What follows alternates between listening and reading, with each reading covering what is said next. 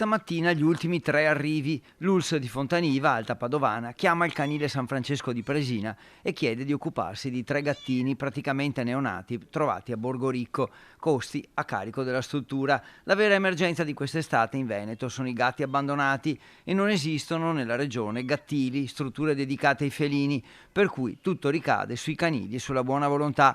Per questo l'appello è forte e viene dal cuore buono di queste persone. Dobbiamo cambiare invece la testa.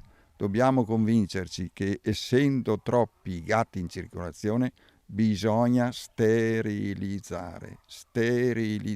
Qualunque altra politica è destinata a non dare risultato. In Veneto la situazione è simile ovunque. La situazione in Veneto è pressopoco la stessa. Io sono coordinatore della Lega Nazionale per la Difesa del Cane, dove abbiamo 7 sezioni. In Veneto abbiamo 7 sezioni e quando ci troviamo tutti lamentiamo questo passaggio, diciamo così, dall'emergenza cani alla super emergenza gatti. Non fosse altro perché non esiste un gattile.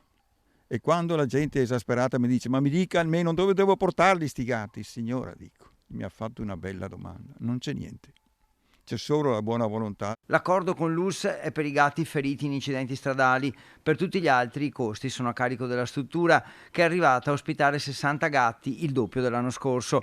Per fortuna ci sono una cinquantina di persone attorno al canile di Presina, 3 dipendenti, 11 che stanno scontando una pena alternativa al carcere, il resto volontari che si mettono a disposizione. Amo proprio gli animali e quindi in qualsiasi circostanza ci sia da dare un contributo per l'amore dei cani presente. Alla pulitura, diciamo così, dei box,